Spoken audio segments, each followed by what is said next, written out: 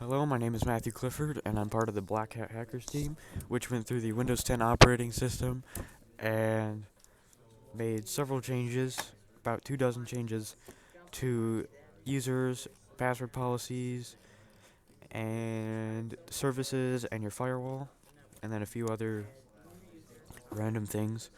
So, overall, the forensic questions, these were a breeze. Um, Yeah, we just had to find a text document and one of the admin's accounts, and we put that file, exact file path in the file and submitted that.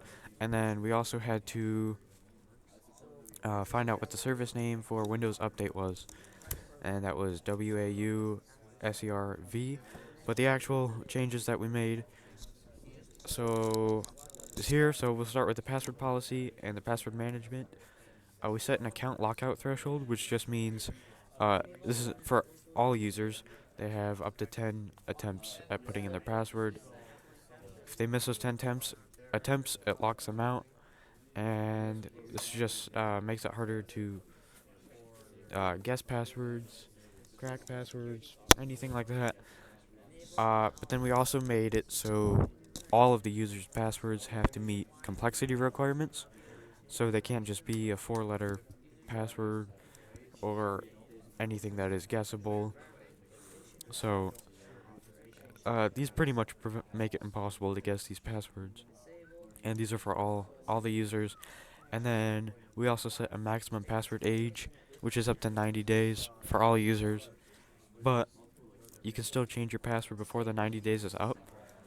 So users will just have to reset their password or change their password to a new one every 90 days. And then we also noticed one of the users, his password was 4 letters, very guessable, super easy to get into his account. So we gave him a new password, 130-bit encrypted, impossible to guess, and that is for obvious security reasons. So anyone else can't log into his account and have access to unauthorized access. But then we also made several changes to the users themselves. So we noticed we added tone rack to the users list. So obviously, if you have a new person, you want to give them an account and have everything be private to them. So he's a standard user, and he has a password just like Tenzin. It's encrypted, can be found in KeePass. We also removed 2 users. Ooh, if you don't want them in your company, you're not going to want them to have access to their account and your data, and basically give them unauthorized access. So we removed both of those, and we also deleted their data that came with them. And then we changed this user from an admin to a standard user. So if you have a standard user, you want them to stay a standard user. You don't want them to have unauthorized access. They can access data that they shouldn't have. They can see things about other users. But then we also updated Google Chrome and the operating system.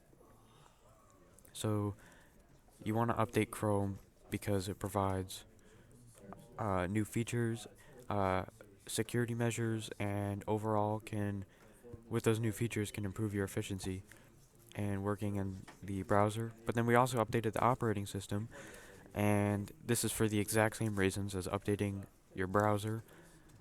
But this also fixes bugs on your operating system, and it can add new security measures, and it makes it easier to recover files if anything bad were to happen to the computer. We changed some of the Windows services. These ones are a little confusing, but these are all directly related to preventing cybersecurity attacks or cyber attacks. So prevents this one prevents data leaks and unauthorized access. And this all 3 of these stay on, and then the FTP service was disabled, and this lowers the amount of ways you can be attacked, so it decreases your attack surface. And then we also disabled the remote assistance connections, which will prevent unauthorized access from getting into your computer. And then we enabled all of the firewalls. And this is a safeguard for your data. All these firewalls were off, so we turned all of them on. And this also protects your network. And then we noticed the drive that was being shared to all of the users, which had all of the usernames and passwords in them. And we made this so only the host has access to this file. And then we also deleted only one thing of software, which was CC Cleaner. It was unnecessary, it wasn't being used, it wasn't updated, so we deleted it. And just makes all your files and your desktop nicer. And then only two things we forgot was to delete the IP scanner, which we didn't delete all the way, and then we thought we disabled the guest account, but it wasn't disabled completely, so you still have access to the guest account. And these are two easy things that we can come back to and fix anytime. But this was everything that we changed, almost a little over 20 things for 10/20/23.